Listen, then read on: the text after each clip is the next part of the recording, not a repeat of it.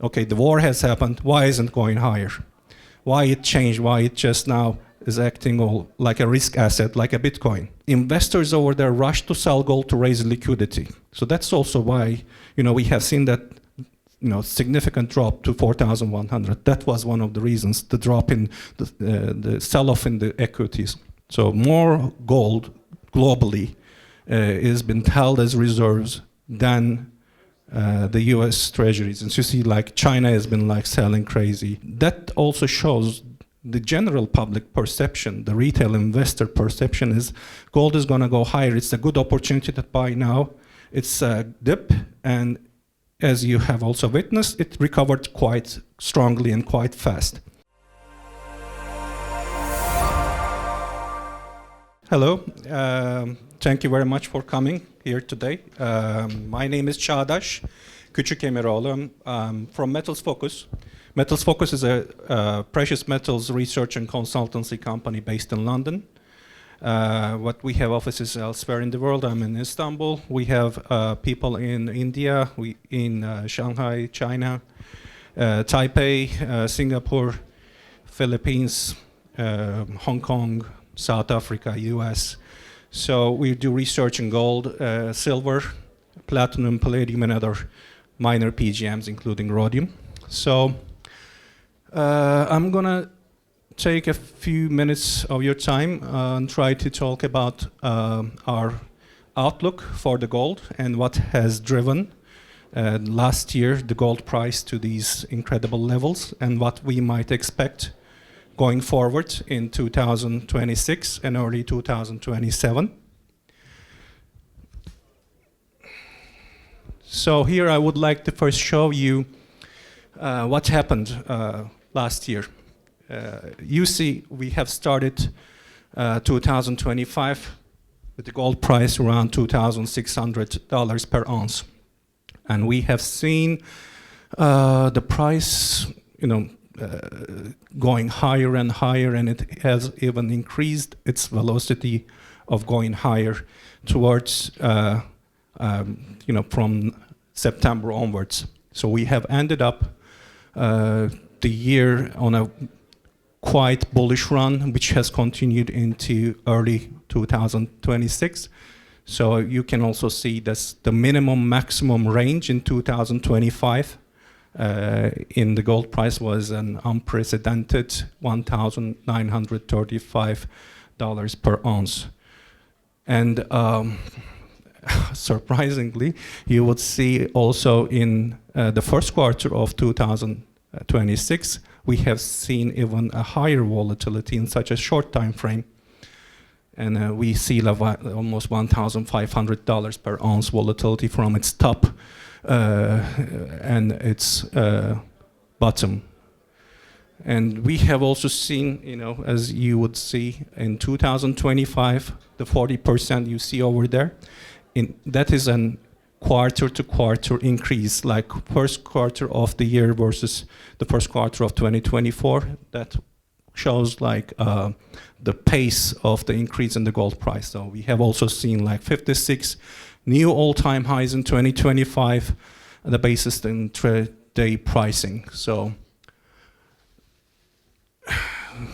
what has happened afterwards?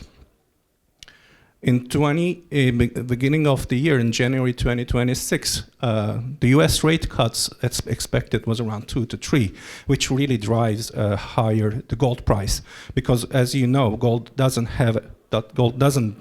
earn interest in most cases. So it is, you finance the gold when you buy it, or most of the people.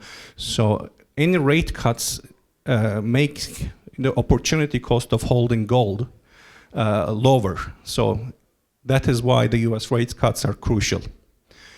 And now, after the recent geopolitical events in the Middle East with Iran war, the cuts are uncertain. Either it's going to be 0 cuts or at best 1 rate cut that could be expected. So as you see, while the January pricing pointed out a multi-cut cycle, now the expectations are almost none. So we have moved into from an easing cycle to is ever going to happen. So you might wonder, okay, the war has happened, why isn't it going higher? Why it changed, why it just now is acting all like a risk asset, like a Bitcoin? So that might at first seem surprising, but you have to think about the gold price has increased like crazy from the beginning of the year until the January, and still really holds quite high at 4,800 levels. So that, when the war started, that was seen as an opportunity for many to sell the gold, to raise cash, to raise liquidity, to cover their losing positions elsewhere in other equities and other asset classes. So they had to sell the gold to, first of all, book the profits, because gold has already booked, gained you so much in paper profits. It's time to take profits away, and also use the liquidity in other assets that you have to just like take care of. And also, oil was another factor where a lot of interest has drawn, and it became like the next best thing to invest. So gold has seen some outflows as a result of that too. And other reason why gold started, stayed strong and started to increase in terms of value is central banks. One of the contributing factors, at least the physical side, was very strong demand. Starting from 2022, you see the net buying has increased, and each year it's was about like 1,000 tons. This also contributed to news, and people like yourselves also have been, I guess, reading in your media where the Polish central bank is buying gold, which they are, and they're not selling, and also the other national banks, including the Turkish central bank, continued buying among other countries all around the world. They have increased their gold holdings, including China, Uzbekistan, some of the other countries in the Middle East. So that has also driven the retail investor interest towards gold. So you see also in this slide the gold as a total percentage of central bank reserves. You see like how much it has increased, and now it's almost above and reaching 20% of the total central bank reserves. So there is a distancing of central banks themselves out of the US treasuries, out of the US dollar, and more into gold. So this is not like restricted to a couple of countries. This is like almost all important countries. They have increased and continue increasing their gold reserves.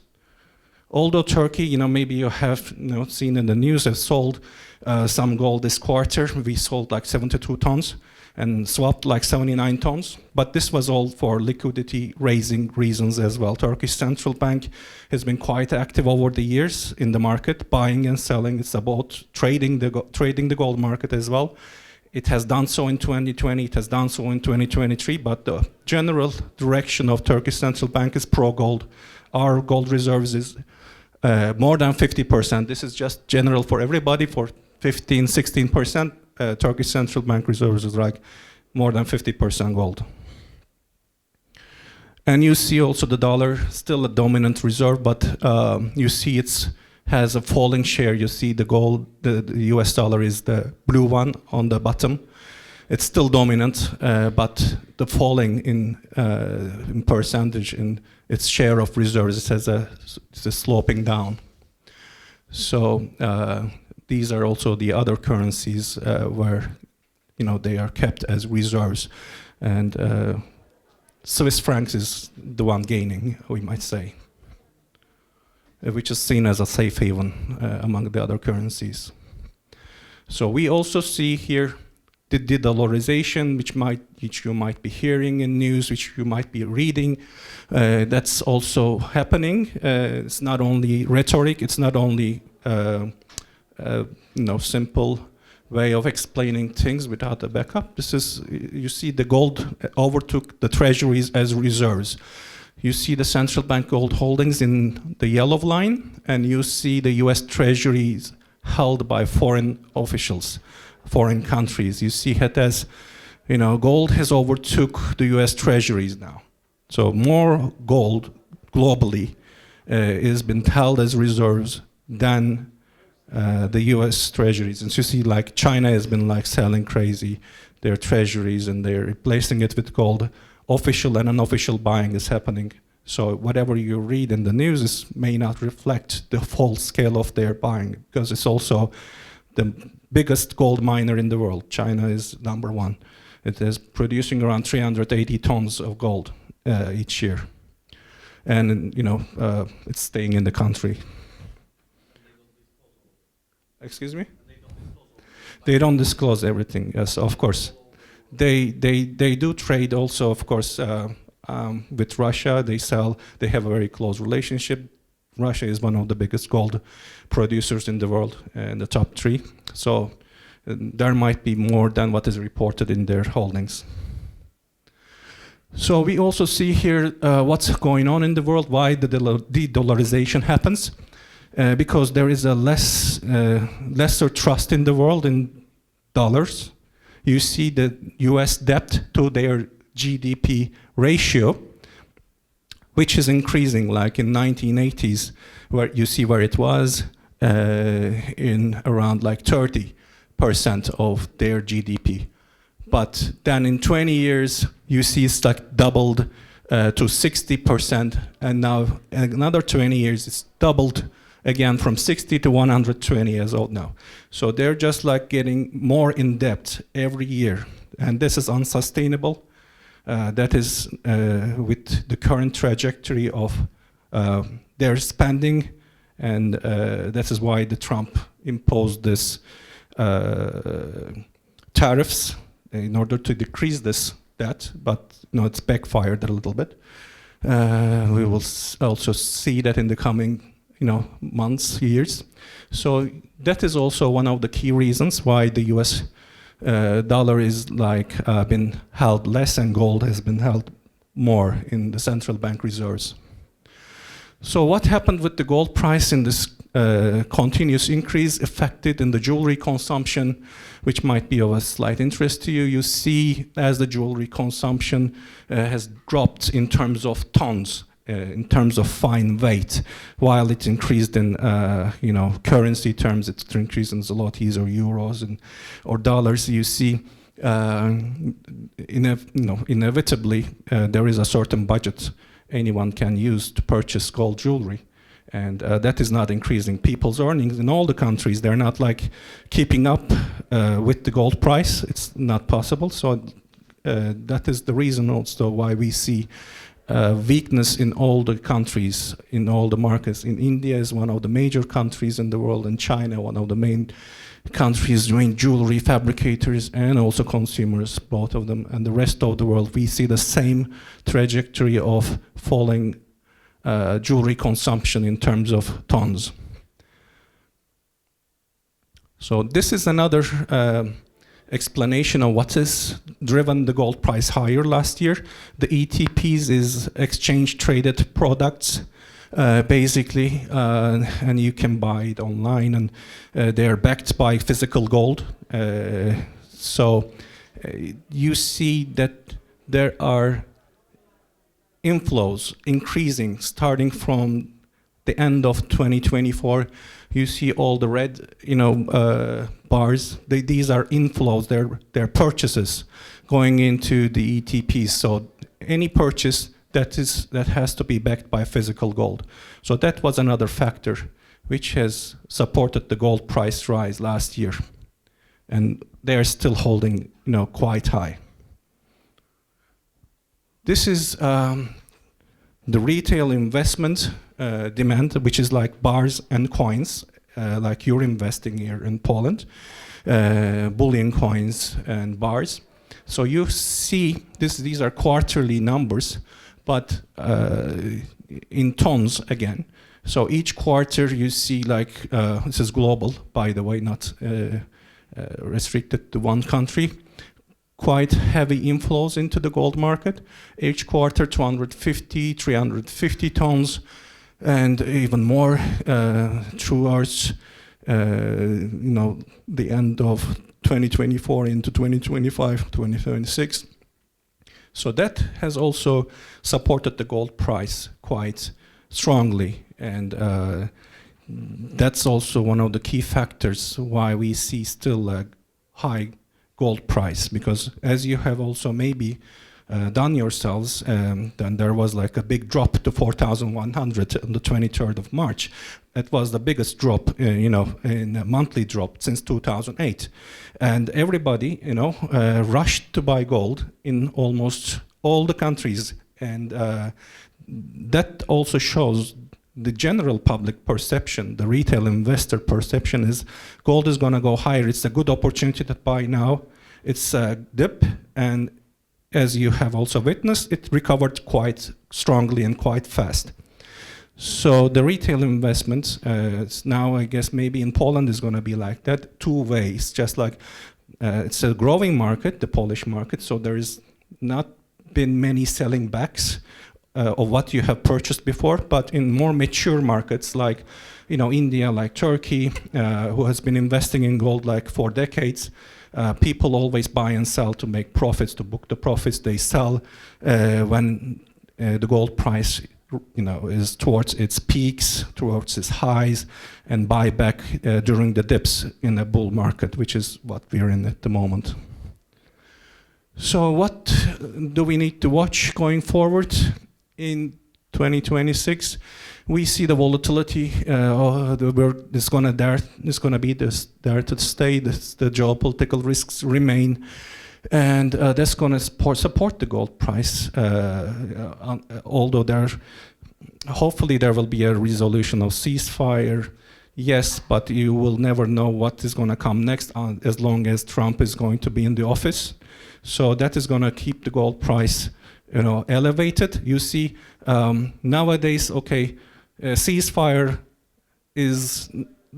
does appear like not pro-gold, but this is just temporary. Whatever is going to happen in the days ahead, we will see the geopolitical risks being a key factor which will support the gold. So we see the tech concentration in the equity markets, which a few tech companies comprise of a big percentage of the US markets, which are the deepest in the world. So the sell-offs over there, when it happens, investors over there rush to sell gold to raise liquidity. So that's also why we have seen that significant drop to 4,100. That was one of the reasons, the drop in the sell-off in the equities. So what central banks will do all around the world, that's going to also help the gold. The reserve allocations, they have been revised upwards, so central banks are not going to sell, and they're going to be pro-gold, mostly from what our discussions show. And concerns about fiscal stability and sustainability in the US and Europe, you see the interest rates looks like it's going to stay higher for longer, both in Europe and in the US. So that is another factor that needs to be kept in mind, but also people who are concerned about the stability and sustainability of the US debt, they will also want to have a portion of their portfolios in gold. So maybe not invest everything in gold, but always keep a certain percentage. The Supreme Court ruling on tariffs and the administration's response, the US administration and the Fed independence, these are all US terms, but they drive the gold price heavily. There are still discussions about the Fed's independence, which Trump is trying to manipulate and influence the Fed's decisions. That is also pro-gold. Nobody wants Trump to control the Fed either. And so we will see, what's going to happen on that front. But as a result, our base case forecast, this is our latest forecast for gold. That is, the yellow line is our base case scenario, and the red dots is like, is a higher, opportunity, possibility that prices will go higher. And the lower case scenario, you will see, we publish this every month, and that has a trajectory of 1 year. So we expect higher gold prices basically throughout the year and into 2027, the first quarter. So we might see higher highs going ahead. And this is what we think is more likely under the current circumstances. So it's still a bull market. Thank you very much for listening. If you have any questions, I'm still here for a few hours. Appreciate it. Thank you.